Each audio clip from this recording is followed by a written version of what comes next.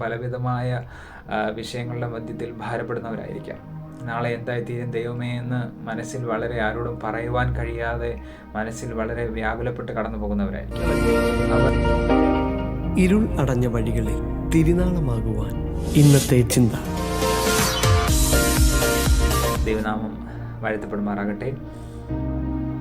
ഇന്നത്തെ ചിന്തയ്ക്ക് ആധാരമായി വിശുദ്ധ മത്തായി എഴുതിയ സുവിശേഷം 6-ാം അധ്യായം 31-32 വാക്യങ്ങൾ വായിക്കുന്നു. ആകയാൽ നാം എന്ത് തിന്നും, എന്ത് കുടിക്കും, എന്ത് ഉടുക്കും എന്നിങ്ങനെ നിങ്ങൾ വിചാരപ്പെടരുത്. ഈ വകയൊക്കെയും ജാതികൾ അന്വേഷിക്കുന്നു. സ്വർഗ്ഗസ്ഥനായ നിങ്ങളുടെ പിതാവ് ഇതൊക്കെയും നിങ്ങൾക്ക് ആവശ്യമെന്ന് അറിയുന്നുവല്ലോ. നാം നമ്മുടെ നിത്യജീവിതത്തിൽ വളരെയേറെ ചിന്തകൾ നമ്മുടെ മനസ്സിൽ കടന്നു വന്നിട്ട് നമ്മുടെ മനസ്സ് വളരെയേറെ വ്യാകുലപ്പെടാറുണ്ട്. അത് പഠിക്കുന്ന കുട്ടികൾ തുടങ്ങി പ്രായമായവർ വരെ പലവിധമായ ചിന്തകളാൽ അവരുടെ മനസ്സ് വ്യാകുലപ്പെടാറുണ്ട്. കുട്ടികളെ സംബന്ധിച്ചോളം അവരുടെ പഠനകാര്യങ്ങളിൽ അവരുടെ എക്സാമിൻ്റെ സമയമൊക്കെ ആകുമ്പോൾ അവർ വളരെ ടെൻസ് ആകാറുണ്ട്. യൗവന പ്രായക്കാരെ സംബന്ധിച്ചോളം അവരുടെ ജോലി, അവരുടെ ഫ്യൂച്ചറിനെ ഓർത്ത് അവർ ടെൻസ് ആകാറുണ്ട്. അപ്പോൾ തന്നെ കുടുംബജീവിതത്തിൽ പ്രവേശിച്ചവർക്ക് അവരുടേതായ ചിന്തകൾ, നാളെ എന്തായിത്തീരും എന്നുള്ള പലവിധമായ പ്രശ്നങ്ങളായിരിക്കാം ഓരോരുത്തരുടെയും ജീവിതത്തിൽ കടന്നു വരുന്നത്.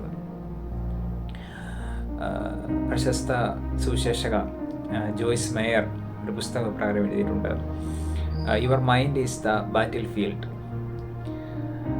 നാം ഒരുപക്ഷെ ചിന്തിച്ചാൽ നമുക്ക് മനസ്സിലാകും, ദിനത്തോറും നമ്മുടെ ജീവിതത്തിൽ ഒരു നിമിഷത്തിൽ തന്നെ പലവിധമായ ചിന്തകളായിരിക്കാം നമ്മുടെ മനസ്സിലേക്ക് കടന്നു വരുന്നത്. ഇപ്രകാരം പലവിധമായ ചിന്തകൾ നമ്മുടെ മനസ്സിൽ വന്നിട്ട് അവ തമ്മിൽ ഏറ്റുമുട്ടുന്ന ഒരു യുദ്ധകളമാണ് നമ്മുടെ മനസ്സ് എന്നുള്ളത്. അപ്പോൾ ആ മനസ്സിനെ നിയന്ത്രിക്കുക എന്നത് വളരെ പ്രയാസകരമേറിയ ഒരു അനുഭവമാണ്. എന്നാൽ ദൈവവചനം പറയുന്നു, ഫിലിപ്പിയർക്ക് എഴുതിയ ലേഖനം 4-ാം അധ്യായം 6-ാം വാക്യം ഇപ്രകാരം പറയുന്നു, ഒന്നിനെക്കുറിച്ചും വിചാരപ്പെടരുത്, എല്ലാറ്റിലും പ്രാർത്ഥനയാലും അപേക്ഷയാലും നിങ്ങളുടെ ആവശ്യങ്ങൾ സ്തോത്രത്തോടുകൂടെ ദൈവത്തോട് അറിയിക്കാതെ വേണ്ടത്. നാം ഇങ്ങനെ പലതിനെക്കുറിച്ച് ചിന്തിച്ച് പലരും അങ്ങനെ ചിന്താകുലരായി തീർന്നിട്ട് നിരാശയിലേക്ക് കടന്നു പോകുന്നു. അങ്ങനെ മാനസിക രോഗങ്ങൾക്ക് അടിമകളായിത്തീരുന്നവരുണ്ട്. എന്നാൽ ദൈവവചനം പറയുന്നു, അങ്ങനെ ഒരു ചിന്ത, നാളെ എന്തായിത്തീരുമെന്നൊരു ചിന്ത നിങ്ങളുടെ മനസ്സിൽ വെക്കുകയേ വേണ്ട. അപ്രകാരം നിങ്ങൾ എന്താണോ ആ ചിന്തിക്കുന്നത് ആ വിഷയം ദൈവത്തിൽ ഭരമേൽപ്പിക്കുക. ആ വിഷയം സ്തോത്രത്തോടെ പ്രാർത്ഥനയോടെ ആ ആവശ്യങ്ങൾ എന്താണോ അത് നാം ദൈവത്തിൽ ഭരമേൽപ്പിക്കുമ്പോൾ ദൈവം നമുക്ക് അതിന് മറുപടി തരുവാൻ ഇടയായിത്തീരും. പത്രോസിന്റെ 1-ാം ലേഖനം 5-ാം അധ്യായം 7-ാം വാക്യത്തിൽ പറയുന്നു, അവൻ നിങ്ങൾക്കായി കരുതുന്നതാകയാൽ നിങ്ങളുടെ സകല ചിന്താകുലവും അവൻ്റെ മേലിട്ട് കൊള്ളുകയും. പിന്നെ നാം എന്നെ കേട്ടുകൊണ്ടിരിക്കുന്ന പലരും പലവിധമായ വിഷയങ്ങളുടെ മധ്യത്തിൽ ഭാരപ്പെടുന്നവരായിരിക്കാം. നാളെ എന്തായിത്തീരും ദൈവമേ എന്ന് മനസ്സിൽ വളരെ ആരോടും പറയുവാൻ കഴിയാതെ മനസ്സിൽ വളരെ വ്യാകുലപ്പെട്ട് കടന്നു പോകുന്നവരായിരിക്കും.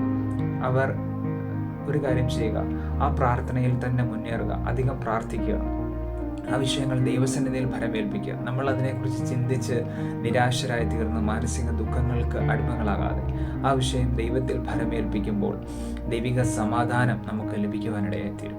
അപ്പോൾ തന്നെ നാം പ്രാർത്ഥിക്കുന്ന ആ വിഷയത്തിന്മേൽ നിശ്ചയമായി ദൈവം മറുപടി തരുവാൻ ഇടയായിത്തീരും. സങ്കീർത്തനക്കാരൻ 37-ാം സങ്കീർത്തനം 5-ാം വാക്യത്തിൽ പറയുന്നു, നിന്റെ വഴി യഹോവയെ ഭരമേൽപ്പിക്കുക, അവനിൽ തന്നെ ആശ്രയിക്കുക, അവനത് നിർവഹിക്കും. നമ്മുടെ ജീവിതത്തിൽ നാം എന്താണോ ആഗ്രഹിക്കുന്നത്, എന്താണോ നമ്മുടെ ആവശ്യം, ആ ആവശ്യങ്ങൾ സ്തോത്രത്തോടെ അതിനായി പരിശ്രമിച്ചുകൊണ്ട് പ്രാർത്ഥനയോടെ വിശ്വാസത്തോടെ നാം മുന്നോട്ട് പോകുക. അതിനെക്കുറിച്ച് നാം ചിന്തിച്ച് വ്യാകുലപ്പെടാതെ നാം പ്രാർത്ഥനയോടെ മുന്നോട്ട് പോകുക. ആ വിഷയത്തിന്മേൽ ദൈവം പരിഹാരം തരും. അപ്പോൾ തന്നെ മാനസിക ബുദ്ധിമുട്ടുകളാൽ ഭാരപ്പെടുന്നവർ കാണും. അവർ ദൈവത്തിൽ പൂർണ്ണമായി ആശ്രയിച്ച് ആ വിഷയങ്ങളെ ദൈവത്തിൽ ഭരമേൽപ്പിച്ച് മുന്നോട്ട് പോകുക. നിശ്ചയമായും ദൈവിക സമാധാനം നിങ്ങൾക്ക് ലഭിക്കും. നിശ്ചയമായ ആ പ്രാർത്ഥനാ വിഷയത്തിന്മേൽ ദൈവം മറുപടി അയക്കും.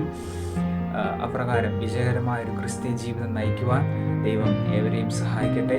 നല്ലൊരു ദിനം ആശംസിക്കുന്നു. God bless you all.